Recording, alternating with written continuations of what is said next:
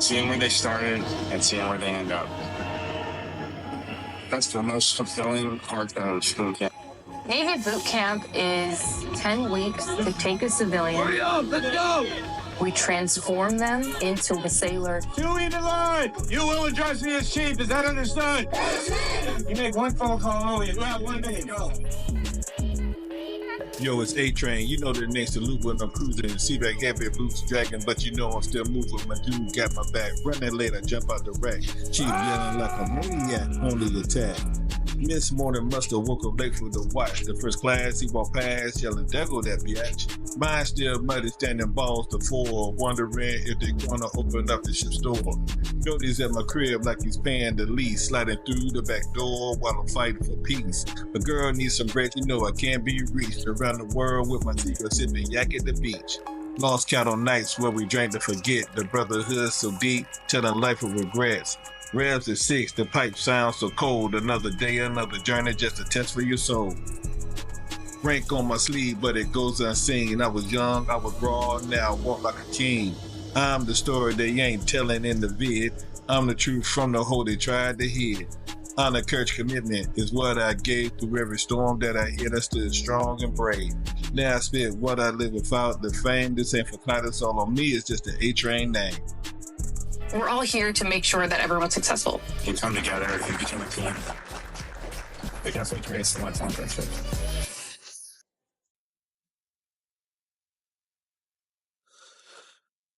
All right, guys. How you guys doing? Hope you enjoyed the intro video that I made. It took about 2 weeks. That's why I've been, working on that.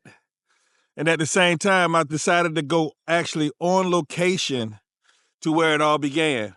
I figured this would be the best way to actually start this docu-series and let you guys know this was the area where the situation that occurred that made me, that let me know that it was time for me to move on and turn the page and start a new chapter in my life.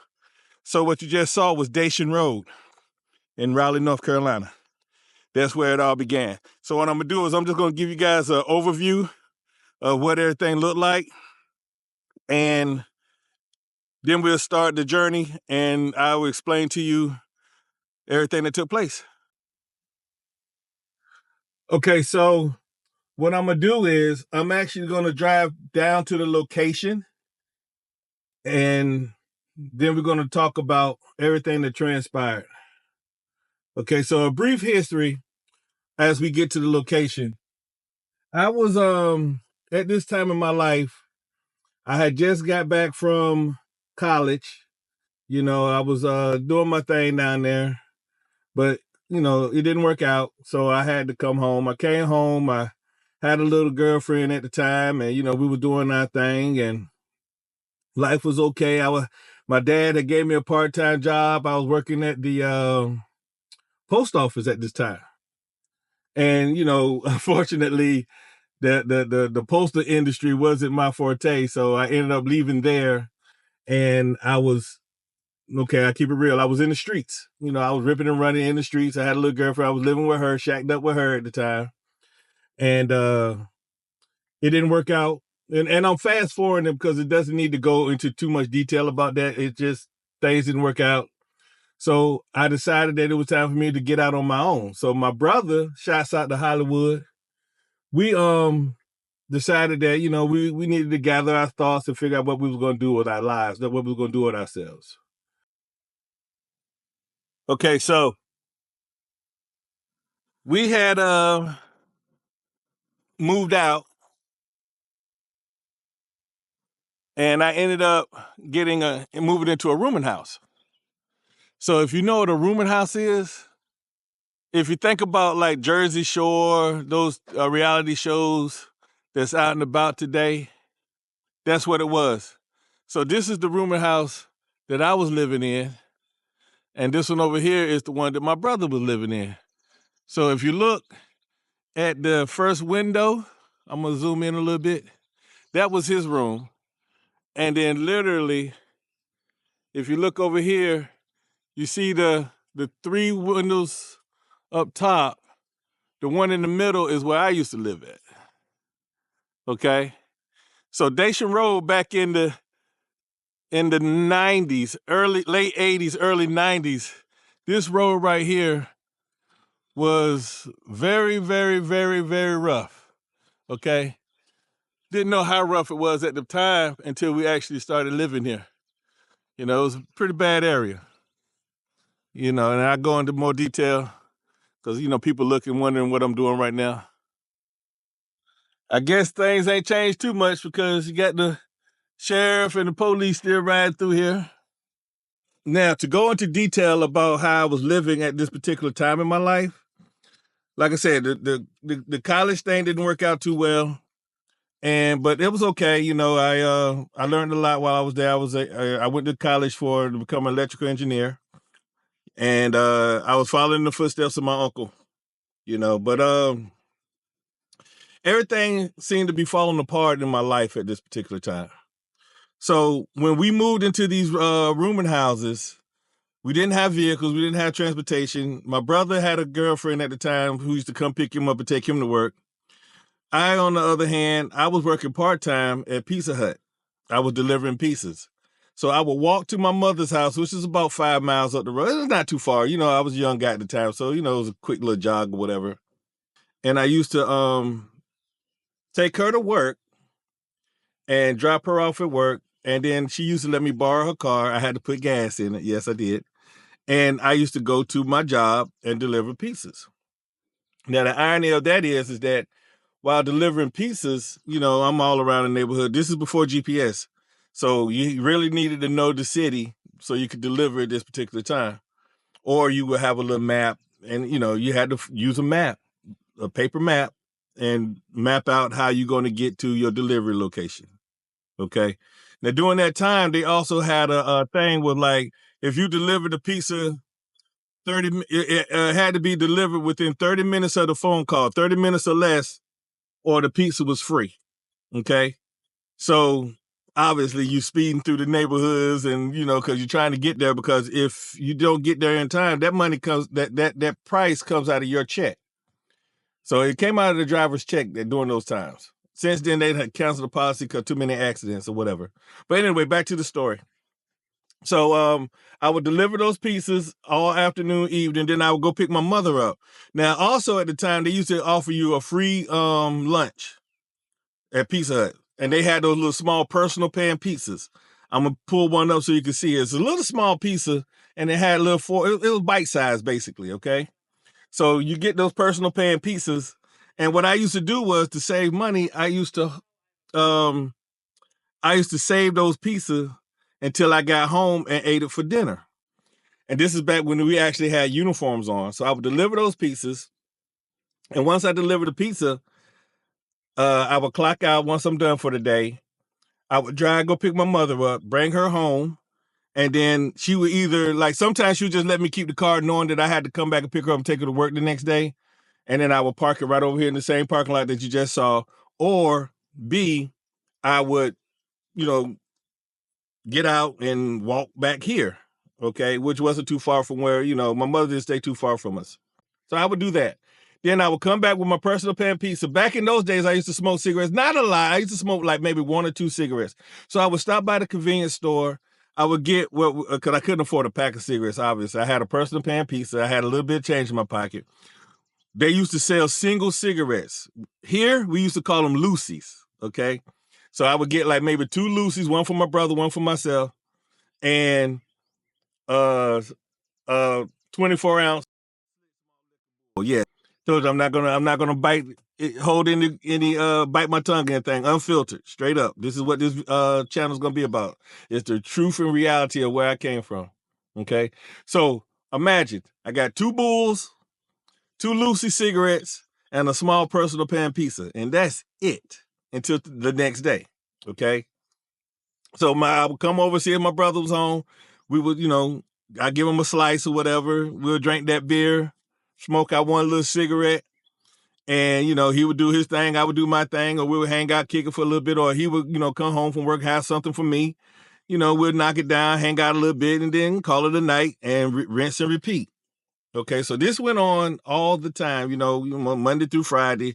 Weekends, we go do our thing, have a good time, borrowing people cars, long as we put the gas back in it, and we basically lived our lives like that. I jumped the gun a little bit. Let me take a step back and explain something about this neighborhood, okay, at that particular time, because all I said was it was a rough neighborhood. Let me go into thorough detail about this particular neighborhood, okay? So this neighborhood was very, it was drug infested, okay? So that rooming house that I just showed you guys, like I said, it was like The Real World. If I'm dating myself right now, if you guys remember The Real World, it was like one of the first original reality TV shows. It was called The Real World. About reality TV history without talking about The Real World. To this day, it's the longest running program in MTV history, and it really launched reality TV as we know it. The concept was simple. Each season of The Real World was going to be the true story. True story. 7 strangers picked to live in a loft And have their lives taped to find out what happens when people stop being polite. Could you get the phone? And start getting So imagine that setting, but instead of having paid actors or whatever the case may be with those reality shows, this is the real life deal. So I'm living in a rooming house. My brother's living in a rooming house with people that we don't know. Now, my particular rooming house, I was in there with prostitutes, drug dealers, drug addicts, gang members, because this is the late 80s, early 90s when it's starting to become, crack epidemic, the whole 9 yards. So it wasn't no thing for me to actually walk to the building, to the house, and prostitutes out front turning tricks. Real talk. Or because they had bushes at the time, hedges, they behind the hedges doing their thing.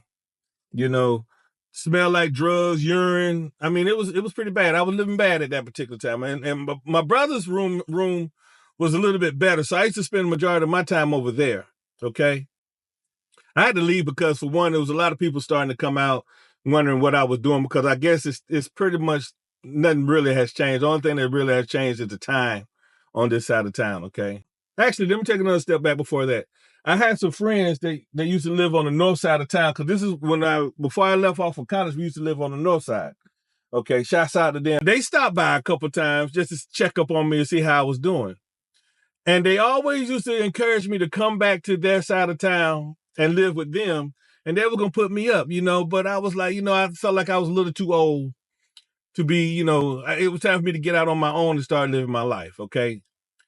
So to get back to the main topic, so I'm coming home that particular night, and what had happened was, it was a summer, I think it was summer at that time. Now, you got to remember, this is 35 years ago, guys.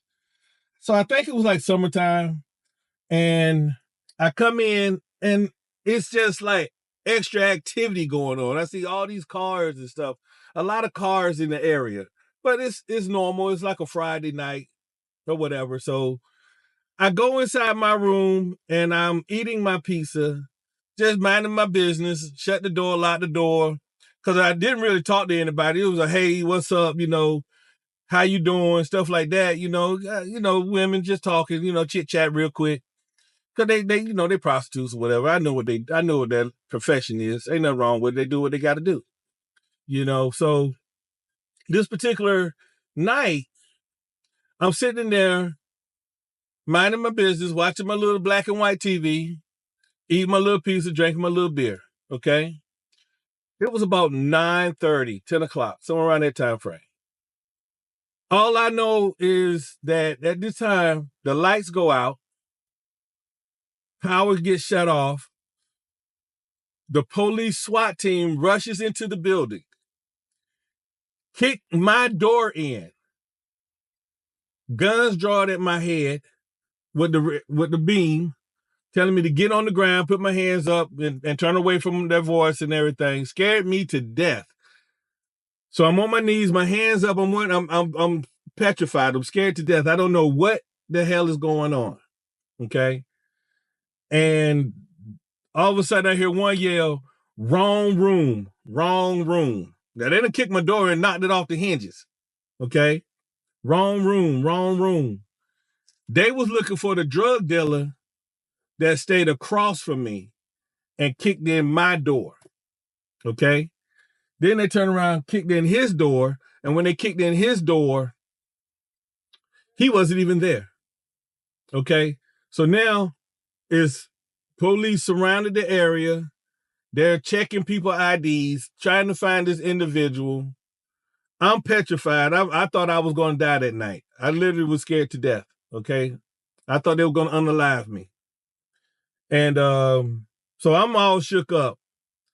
So by the time they actually leave the scene, which they didn't, I think they arrested, like found a couple crack rocks or whatever. But after they left the scene, obviously I couldn't go to sleep. Okay, I never told my mother this, so this is probably the first time she ever heard about this. I walked back the next morning to take her to work. I take her to work, and it was time for me to go to work. So she's asking, she's talking to me, like we normally talk and have a good time, but I was unusually quiet. She's like, "What's wrong, Doc?" She used to call me Doc. She was like, "What's wrong, Doc? What's wrong, Doc?"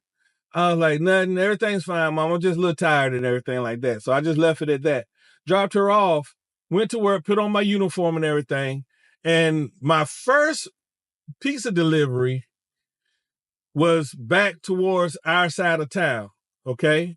The side of town where I was just at. For some reason, I was just so shook up at the time.